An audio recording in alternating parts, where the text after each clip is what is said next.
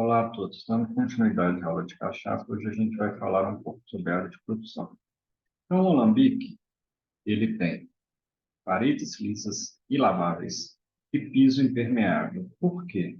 Nós já sabemos que para fazer nossa cachaça ou aguardente, a gente precisa do caldo de cana. E o caldo de cana é extremamente rico em nutrientes, principalmente açúcares. Por causa disso, ao moer a cana, espirra esse caldo para todos os lados e constantemente a unidade produtiva deve ser lavada. O pé direito também deve ser alto para ajudar a dissipar calor. Para que a gente consiga levar a nossa cana para a área produtiva, é necessário fazer o preparo da mesma. Então, a finalidade dessa operação será destruir a resistência das partes duras dos colmos de cana, aumentando então a capacidade de trabalho das moendas e, consequentemente, a quantidade de caldo de cana que a gente consegue retirar de dentro desses feixes fibrovasculares da cana. O preparo consiste na desintegração da cana com o objetivo de romper o maior número de feixes fibrovasculares, onde estão as células de armazenamento, facilitando então o trabalho de moendas, ou seja, os equipamentos que vão promover a moagem dessa cana para extrair o caldo. A moagem propriamente dita tem como objetivo extrair o caldo e recuperar o açúcar que está dissolvido nos tecidos de reserva ou células parenquimatosas dos colmos de cana-de-açúcar, ou seja, retirar todo o caldo açucarado que está contido dentro dos feixes fibrovasculares da cana. Então, a extração vai ser feita através de moendas ou os famosos ternos de moendas, que são constituídos de pelo menos 4 rolos ou cilindros. Rolo de entrada, onde a cana será direcionada, rolo de saída e um rolo superior, que vai comprimir a cana entre os rolos inferiores. E é possível que se tenha um rolo de pressão para proporcionar aí um direcionamento melhor dos feixes de colmo de cana que serão passados pelos ternos de moenda.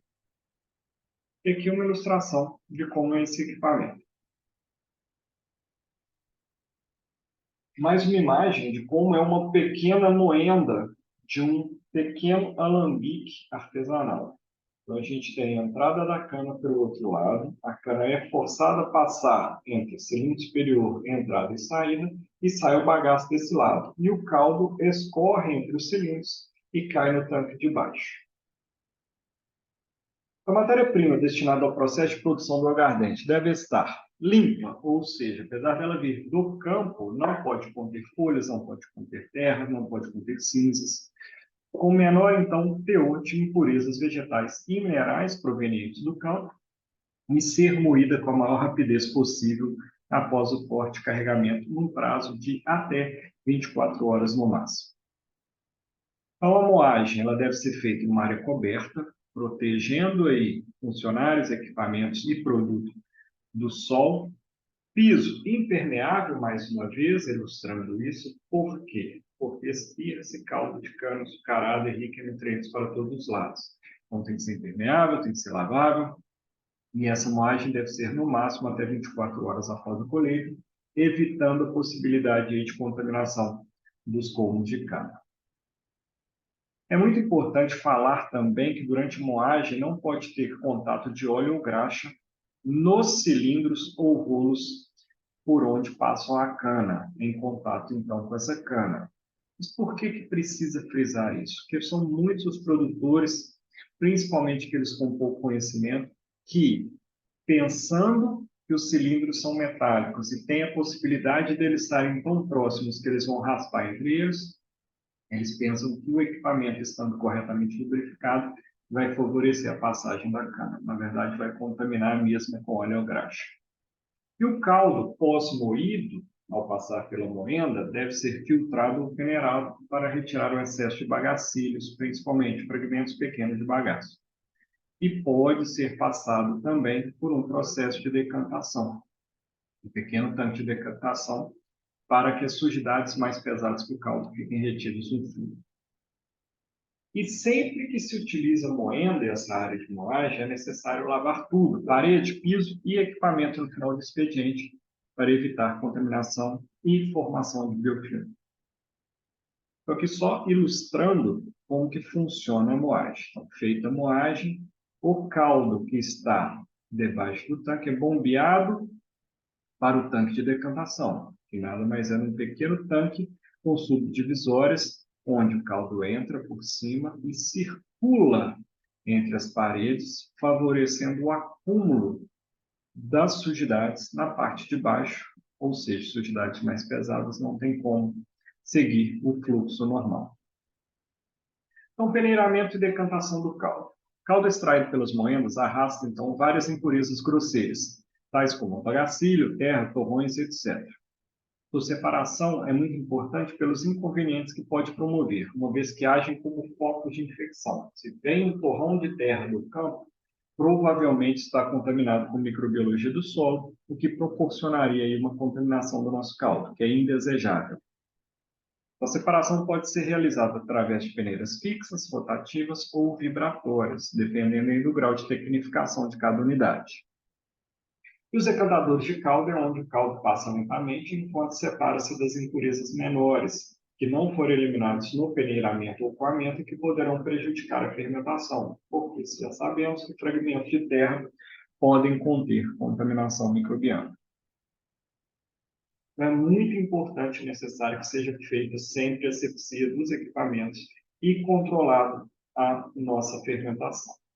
Então, assim como em qualquer processo produtivo, a limpeza dos equipamentos que serão utilizados no preparo dos pomos, ou seja, desfibramento do feixe de cana, extração do caldo, moendas principalmente, embebição do bagaço, equipamento não só de contenção de água, mas também de direcionamento dessa água até o bagaço.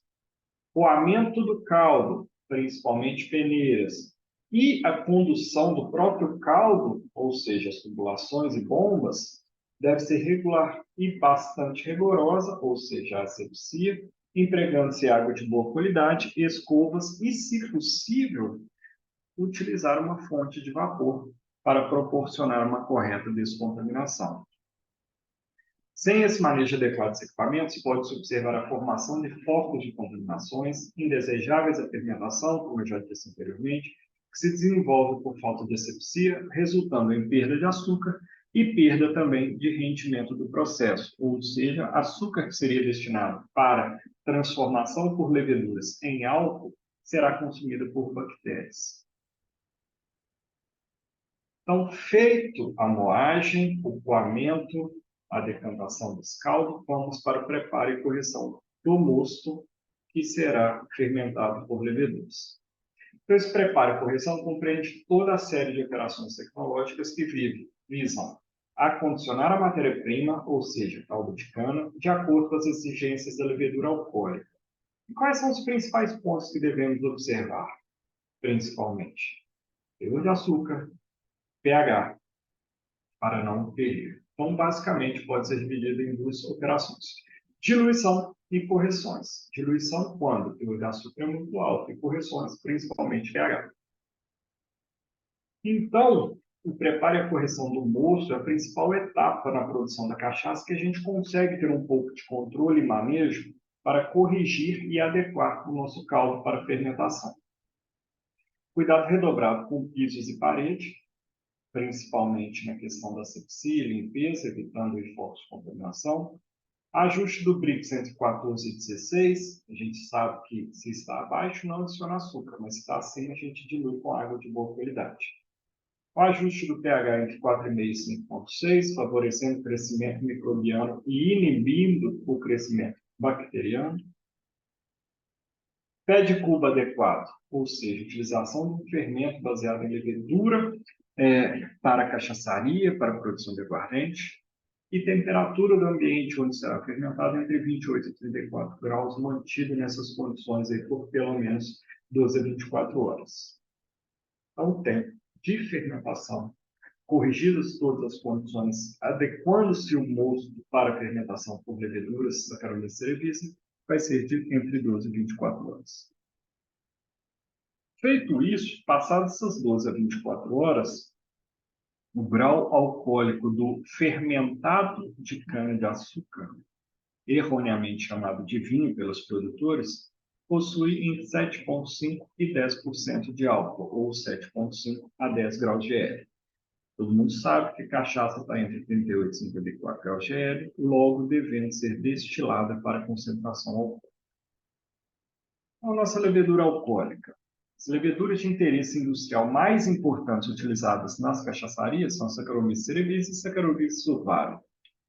A massa de células que inicia a fermentação denomina-se pé de cuba, pé de fermentação, levedor alcoólico, levedura ou fermento, e deverão estar ativas e em quantidade adequada para que o processo ocorra de modo satisfatório. 2 a 5 vezes 10 a sexta células por ml. Por que é chamado de pé de cuba? Como eu já disse em aula presencial, é aquela base do fermentador de uma fermentação anterior que pode ser utilizada as leveduras para uma próxima fermentação, desde que corretamente acidificadas e enxaguadas com água para evitar aí a chance de contaminação por bactérias. O fermento também ele pode ser natural ou selvagem. O fermento natural ou selvagem, quando eu pego pouco do caldo de cana, levo para um ambiente onde essa cana está plantada, adiciono um pouco de limão para acidificar e de fubá como fonte proteica, e espero que as leveduras contidas na própria cana e no ambiente de produção de cana venham a fermentar essa pequena quantidade de caldo e ser um start para a próxima produção. Mas o produtor pode sempre comprar um fermento prensado ou utilizar fermento misto, natural com selvagem, mantendo as características inerentes da sua região. O mais comum hoje em dia é a compra de fermento seco, que ele vem praticamente granulado, de empresas que fornecem insumos para as cachaçarias. Então, o fermento escolhido deverá apresentar uma boa velocidade de fermentação, mantendo aquelas condições, deve terminar a fermentação em até 24 horas. Também uma boa tolerância ao álcool, para que o álcool não seja um inibidor do processo. Uma capacidade de rendimento otimizada, não prejudicando o claro sensorial da bebida. Uma alta resistência tanto à variação de acidez quanto à variação de temperatura, além de estabilidade genética, evitando aí mutações durante o período replicativo, o que desfavoreceria a formação de odores corretos da bebida. É muito importante na produção de cachaça. Deve-se ter o cuidado para que a fermentação transcorra sem a presença de outros micro-organismos, principalmente acéticos, que é muito comum na área de produção de cana, o que viria a vinagrar o nosso produto, e que a destilação do mosto se realize logo após o final da fermentação, ou seja, o mosto fermentado não pode esperar para ser destilado, correndo o risco aí de contaminação, principalmente acética, onde bactérias acéticas transformariam o álcool desse meio em ácido acético.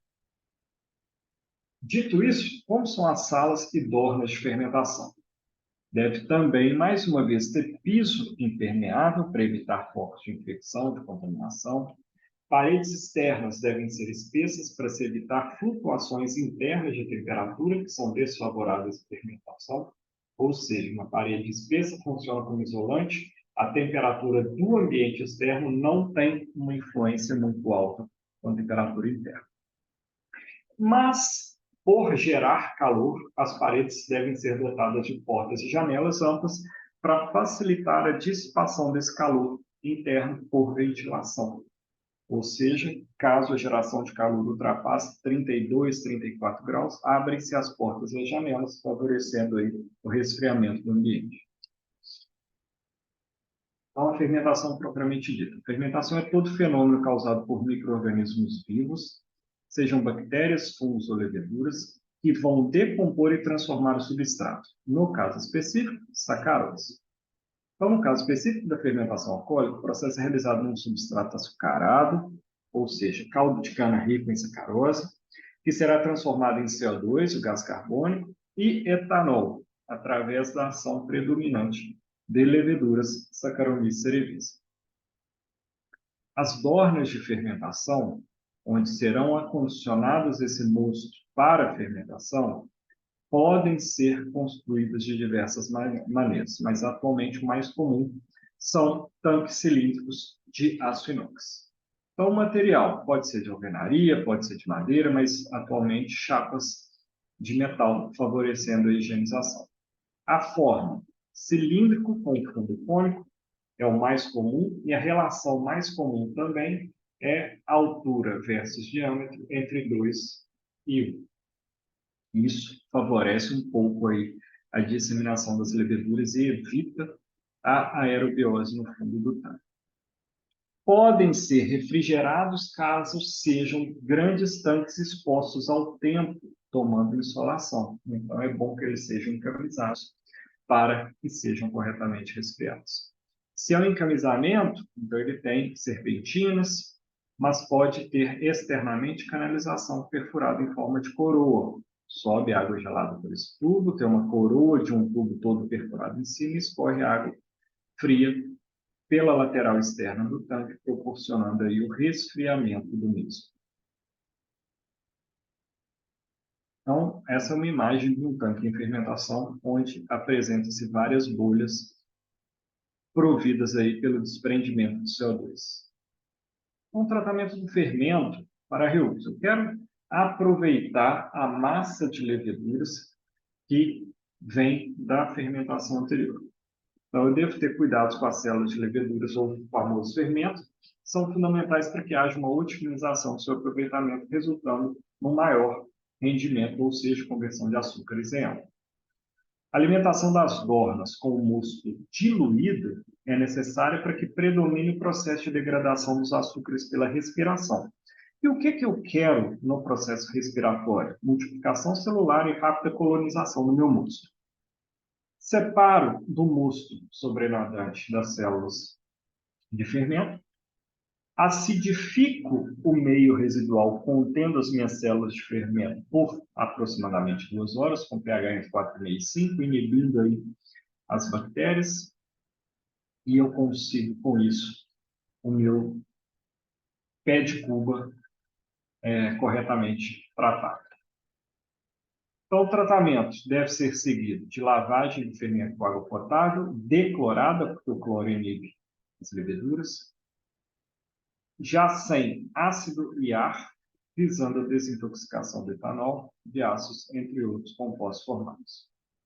E vou para o microscópio, com a pequena amostra, vou avaliar se há 90% de células vivas no mosto, propiciando aí o início de um novo ciclo fermentativo. Então, essa é uma forma de reaproveitamento para redução de custos no processo de produção de aguardente ou de cachaça. Controle e rendimento do processo fermentativo. Então, o tempo ideal para a realização de uma fermentação, como eu já disse anteriormente, de 12 a 24 horas, dependendo do micro-organismo empregado, da concentração de açúcares no modo de alimentação, do sistema de condução do processo, dentre outros.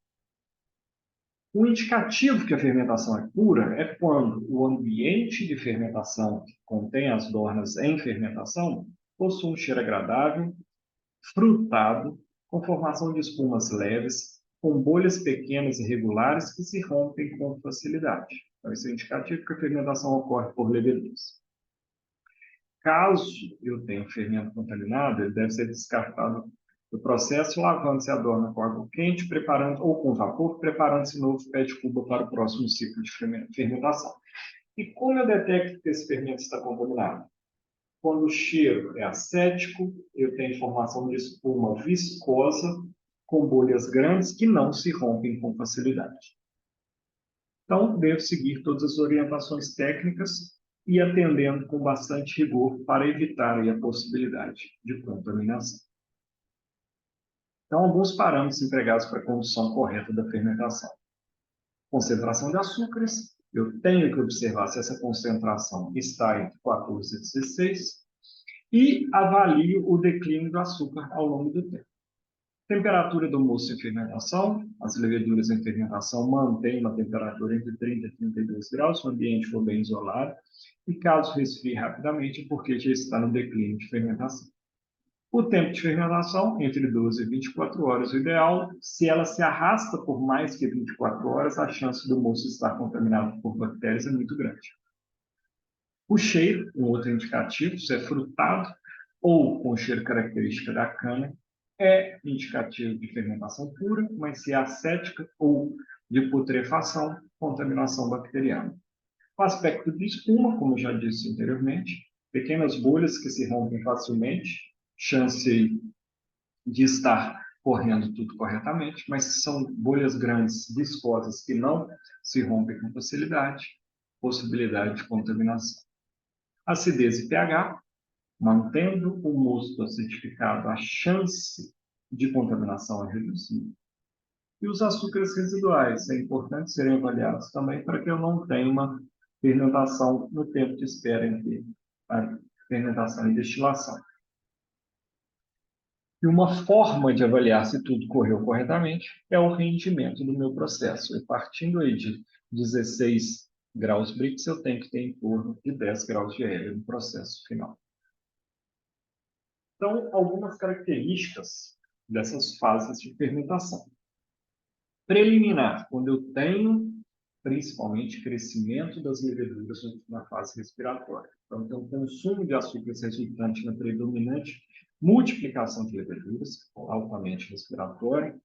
Não tenho produção de álcool nem liberação de CO2, sendo que a elevação de temperatura também é muito pequena, eu tenho ganho aí em biomassa de leveduras. Então, essa etapa deve ser curta para adaptação e colonização das leveduras no meio, propiciando depois uma correta fermentação vigorosa e turbulenta.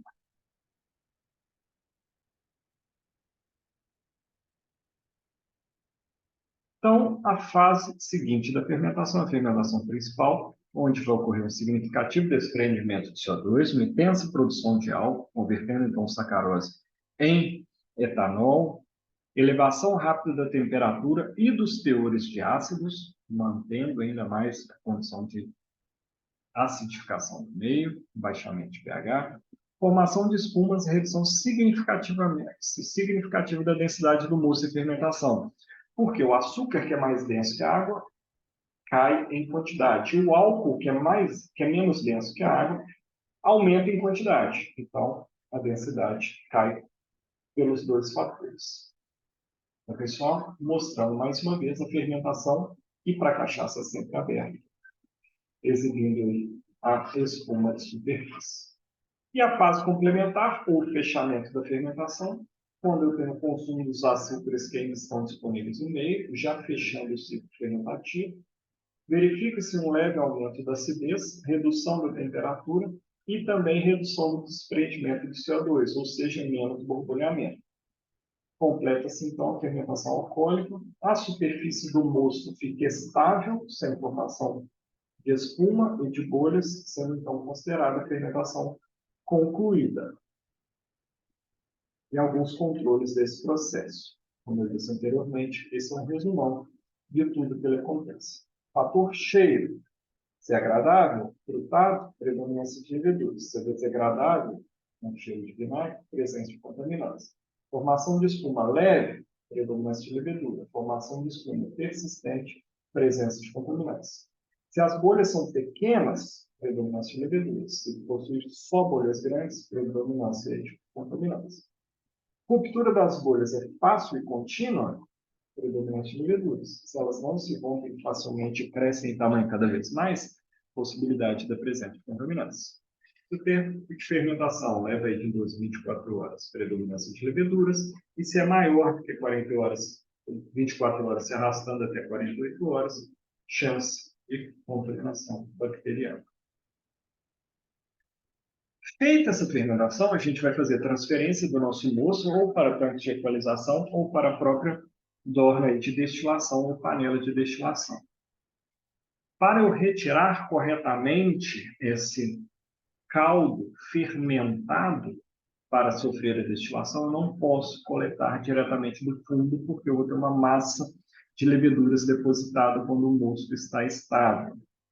Então, eu devo coletar, independente se é por cima, como nessa imagem, ou por baixo, como nessa imagem, numa altura aí em torno de 20 a 30% da dorna, para evitar o arrasto de leveduras para o processo destilatório. Ok, pessoal? Então, a aula que eu tive para hoje era isso. Muito obrigado a todos.